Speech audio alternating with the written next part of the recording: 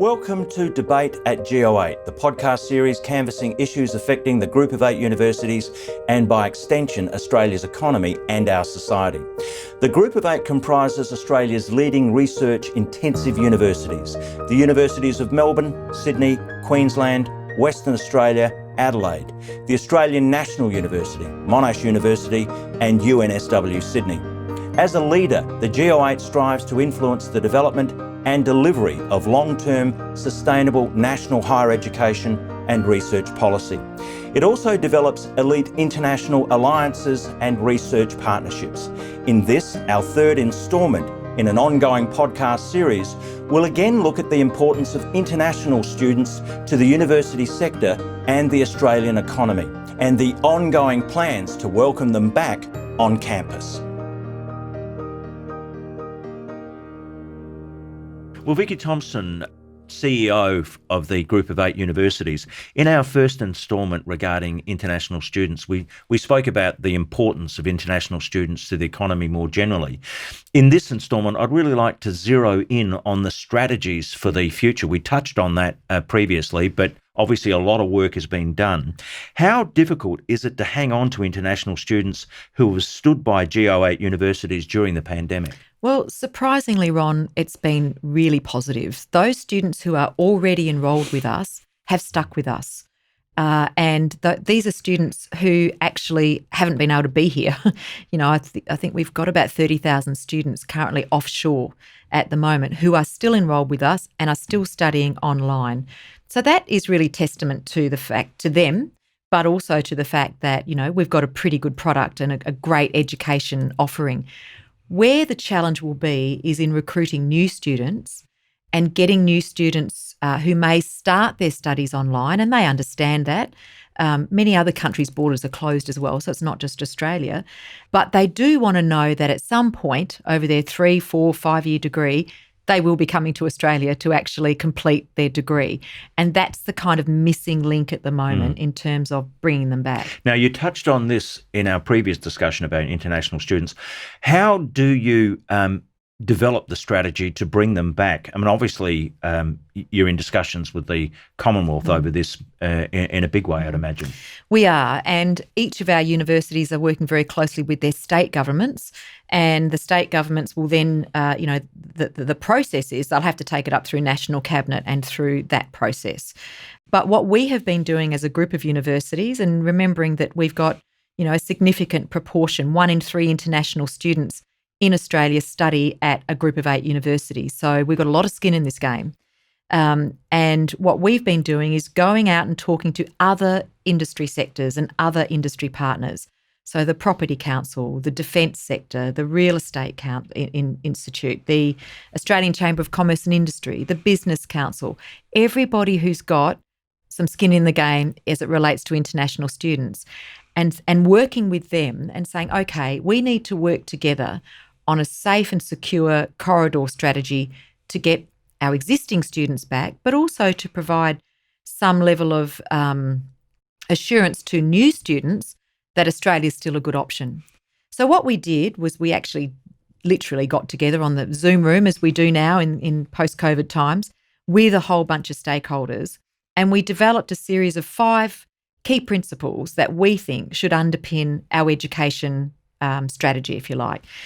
And then from that, then looking at how we actually bring those students back in. So I'll just briefly, those 5 sort of principles were, and these are important to understand why we come up with these 5 principles, because it really goes to why do we even have an international education market? Why is it important? Why are we putting so much energy into ensuring that it's, it continues? And we've talked about that in our previous episode. International engagement is absolutely critical to the development of our sovereign capability and our economic competitiveness, and international education underpins that. We've talked about that. We think that international education and research needs to be leveraged to drive Australia's economy post-COVID. We hear the government talking about new industries, ag tech, advanced manufacturing. All of that will be underpinned by space industry, defence, underpinned by international education, research, and our own, of course. we also should be looking at it in the geopolitical context. It's pretty tricky times at the moment.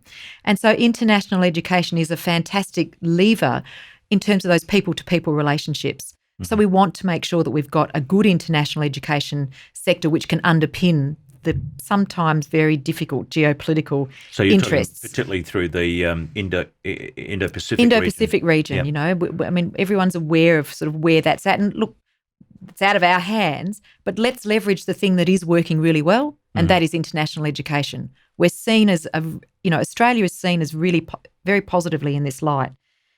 And then the fifth one is around actually demonstrating to the Australian community the value of international education to Australia. So, and I'm not talking about just the economic value, but the value of having international students and international researchers in Australia. Once we've sort of agreed on those principles, which we did, we thought, okay, these are pretty good, and this should underpin what our international education strategy should look like.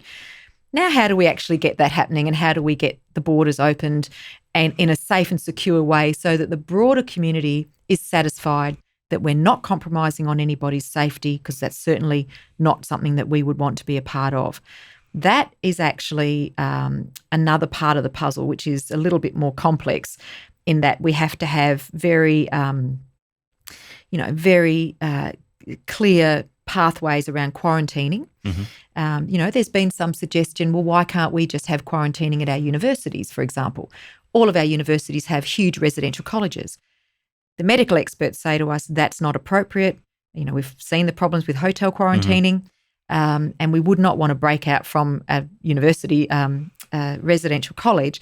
So that's probably not an option for us, even though we thought that it could be. But we've investigated all those things. We have to ensure that our students are vaccinated so that they're safe, and that our own students and population are safe. It has to be over and above the caps that the government has put on Australian citizens returning to Australia. That's fine. We can work around that as well. And so what I think you'll start to see, and in fact, I think in the federal budget and post the federal budget, the Prime Minister has indicated potentially some small pilots. I think we'll see small pilots. So I know South Australia is ready to go. The Chief Medical Officer has signed off on their strategy. It has to go through National Cabinet. Federal government controls the borders. I was going to say, I mean, we mentioned in the previous instalment the huge impact for state economies from international students, and obviously they are dead keen to fire up this sector again because it's worth so much money to them. But it's the Commonwealth that currently has a very conservative approach to opening up the borders, and with an election looming within a year or so, are you concerned that that level of conservatism about border openings, et cetera, will get in the way of opening up this industry more particularly, or this sector more particularly? I am. And it's not just about the international education market. We've heard the CEO of Qantas talking about borders. We've heard Virgin. We've heard the Minerals Council. Name a peak body. They've all said fruit pickers. We need to get people in. Migration's important for Australia, and the federal government controls the borders, and that is the reality. I think that, and I've said this previously, there's always a political overlay to everything. We saw it in Western Australia. The borders were very tightly closed in an intrastate kind of context in Australia, if you like. And I think that there is a proportion of the community that, we might label as the worried well, who are very happy that our borders are closed because they feel safe, and that's understandable. So what the challenge is, we need to be able to demonstrate that we can bring in our international students, in my case, that's what I'm talking about here, in a safe way for both the students that we want to bring in, but also for the broader Australian community. We do not want to compromise on that safety, but we do believe that we can do it in small numbers to start off with. So I wouldn't want anyone to be thinking, I've talked about 30,000 students offshore. We're not proposing, let's bring 30,000 students in 2 weeks. The sort of pilot that we've looked at in Victoria, in South Australia, has been literally 200 or 300 students over a 4 or 5 month period. So you're talking about maybe 10 students, and then maybe another 10, and then maybe another 10. In very specific courses. And also specific courses and specific countries. One of the things that the federal government has said to us is that, we need to diversify where those students are coming in from. Now, that will be challenging because the majority of our students at the Group of 8 are our Chinese students, those 30,000 I talked about. But we also have students in Indonesia, in Hong Kong, in Japan, in South Korea, Singapore. So, there's a raft of countries that we can draw upon to bring those students in. But look, in all reality, that will address an issue for us in the short term. The longer term issue is what happens in 2022, 2023 when we're wanting to bring in new students. And that pipeline of students is where we are really concerned. Now, you mentioned before some encouraging figures in terms of the 1% decline. For our universities, for the Group of 8 universities, our enrolments are down by about 1% compared to March last year. But some universities, there have been some reports that which state that international student numbers have plunged by about a third since COVID struck at other universities. So are we seeing what is the tip of the iceberg on this issue? I think, look, a really good example is the Australian National University. So, and the Vice-Chancellor, Professor Brian Schmidt, has spoken on this, and he'd be a great person actually to get on to talk about this. So that university made a strategic decision well before COVID to cap their international student numbers. So that was a decision they made as a university for whatever reason, fine. But what's happened now is they have had a significant impact because having made that decision, then we had COVID. In a way, they're the canary in the coal mine. We are, or at least our universities are sort of just starting to be where they are through a decision that they actually made, if you get my point. Yep. So we are really concerned. And, as I said, we have huge exposure because we have such a significant number of students at our universities about what this means for our pipeline of students coming in. And that is why, and I know I keep repeating myself, but that is why the messaging of a transition strategy to opening our borders is so important. Because right now there are students overseas who, with their parents, are making decisions about where they'll study. There are researchers. Where will we go and do our research and who with? Oh, we can't get to Australia and we don't know when we can. So they'll go to the UK, they'll go to Canada. And I can tell you, because I talk to my counterparts, they're ramping up their recruitment drives. So they're making a real pitch for these people. They're rubbing their hands with glee and they're seeing an absolute increase in enrolments on the back of our decrease in enrolments here in Australia. So ultimately, you've got to deal with that issue pretty quickly. We've got to get some resolution from the Commonwealth on that issue, as you say. Otherwise, people in those countries will make choices about other places to send their kids. We do. I don't think that there's any great urgency from the federal government's perspective, and I say that in the context of, any great announcements in the next 2 or 3 months from the federal government. They've been very clear that Australian citizens must come home first, and only when it is safe will we open the borders more generally, and we've got to work around that, which is somewhat challenging, but that's the environment within which we're operating.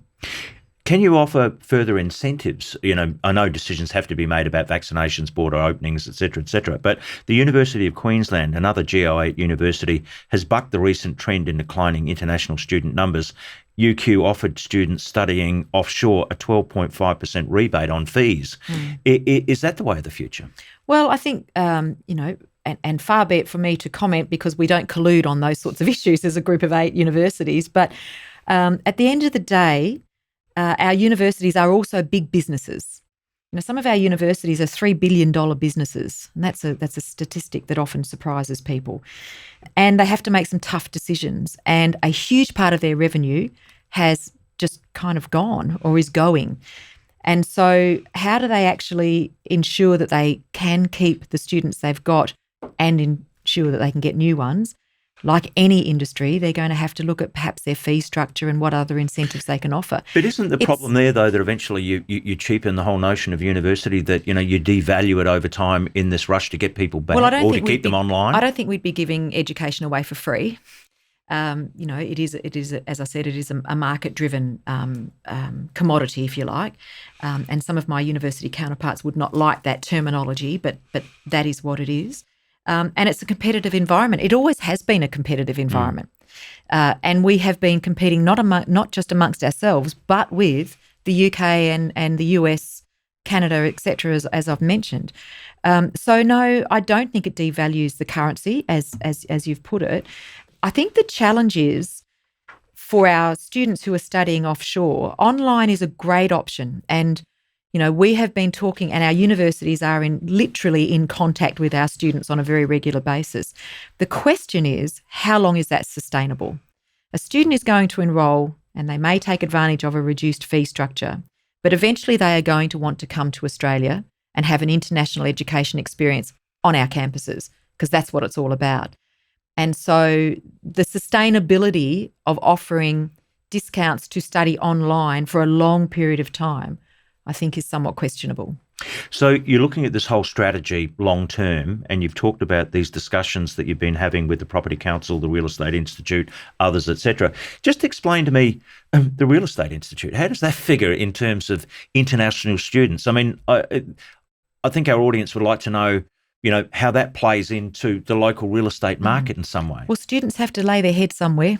Yeah. They have to sleep somewhere, and they're a huge part of the real estate infrastructure in our cities. If you think about the tens of thousands of international students we've got, when we're talking about PhDs, they often come, because the PhD would generally be slightly older, they'll often come with a partner and sometimes with children. So we're not just talking about, 18-year-olds turning up and staying. And when their families come to visit them, they need a place to stay as well.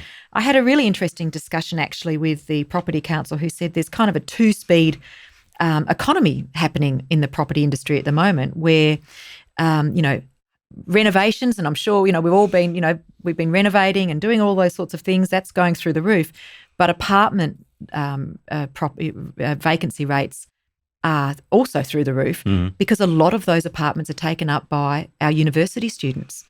And so that's why they've got some skin in the game, because we've got a lot of empty real estate across the nation, which would ordinarily be filled by our international students.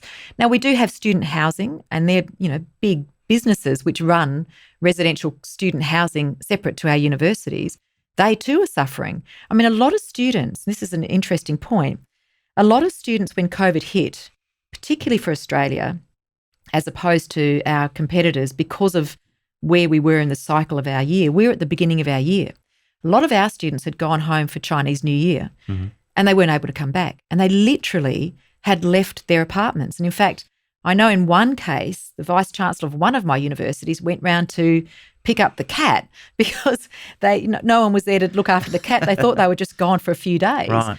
So they literally left their apartments and they haven't been able to come back. Yeah. So these are the sorts of issues that people probably don't think about. It's just these are the sorts of issues that really emphasise the powerful impact that these international students have in the daily lives of everyone living in Adelaide, Sydney, Melbourne, you name it. Absolutely. They have a profound impact. And it's kind of a hidden impact, isn't it, really? Or it has been for a long time. I think we've just taken it for granted. And look, I think that's actually been a really positive thing, because we just are such an integrated, multicultural society that, seeing many nations represented is quite normal for Australians. That's how we operate. That's who we are. That's the central part of who we are. But now what we see, of course, is, cafes are empty and real estate is empty, and, that economic impact is not there. I think I've mentioned previously, every 3 international students at a group of 8 generates $1 million in economic activity into our pubs, our clubs, our rent, our food, our 7-Elevens and what have you. That's not there. So that has an impact on those particularly small businesses, and we have spoken to the Small Business Association about that.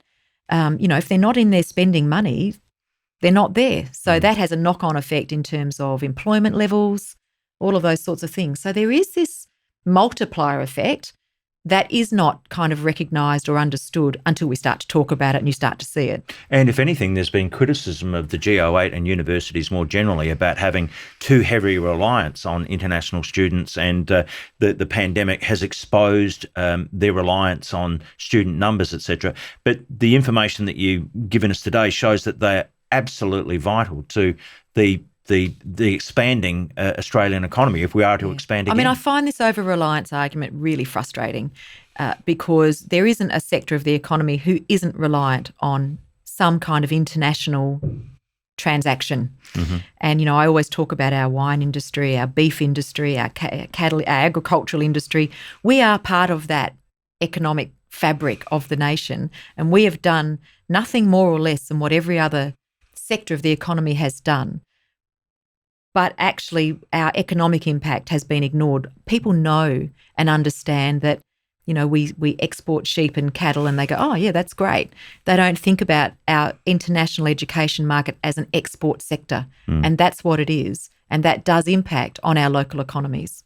So as we look towards the end of this year and the beginning of next, the way things are panning out doesn't look particularly good for the reintroduction of big student numbers into Australia next year. So what are the challenges then that you see for the Go8 universities and universities more generally, given that this is such a powerful driver for, you know, their business plan? So it's a huge challenge. And in fact, we're more worried about 22-23 than potentially 2020 COVID. It was just like, what the hell's going on? 2021, we're just kind of trying to sort of muddle our way through. But we are not expecting growth in international enrolments for semester 2 onwards into 22-23 in the current context.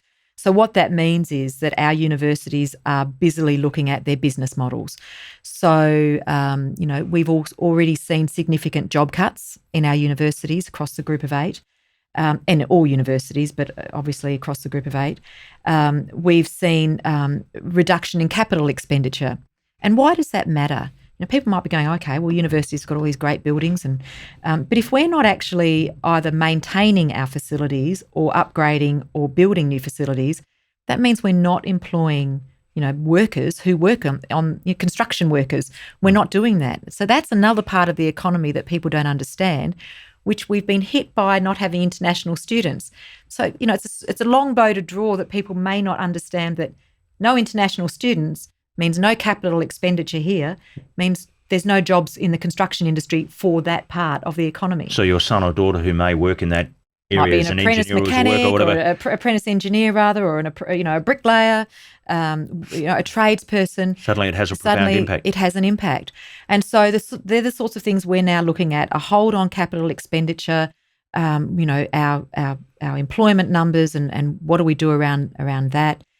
Because it's very difficult to replace such a significant source of revenue. It is just impossible to do. What about the very viability of some universities then?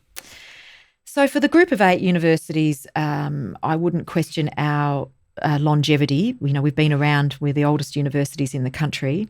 And at the end of the day, we are public. We are all public universities. You would hope that our federal government would not allow a university to actually shut its doors. However, we have had examples of this in the United States, where one university, in Canada, actually had to declare bankruptcy because of the impact of COVID and a lack of international students and the business model. I don't think we're there, and I think we're skating on thin ice. There's no doubt about that. But it would be a lot for a big Group of 8 university to close down. What it does mean, though, Ron, because we are so research intensive, we won't be able to do the scale and the breadth of the university, the depth and breadth of the research that we do. Which is, as you said in the first instalment, touches on that notion of sovereign capability. Exactly. What sort of Australia we want to live in the decades ahead. And so some tough decisions will need to be made in consultation with government, can I say, because a lot of our research is with government, with the Department of Defence and others, CSIRO. We will have to make some tough decisions about the scale of the research that we do and the type of research we do, because a lot of that research relies on global PhDs, you know, global research partners. If we don't have access to that, it means we can't do it. So I don't think we're closing the doors, but we're certainly having to make some tough decisions on the business model and our research capabilities. Well, hopefully in future we can talk again about strategies for the future, about bringing back this all-important international student component back to our universities. Thanks very much today. Thanks, Ron. Thanks for your company today. If you'd like more information about the issues raised in this podcast or other related topics, please visit our website at go8.edu.au. And a quick reminder that you can always tune in to Debate at Go8 on Spotify, Google, Apple or YouTube. Bye for now.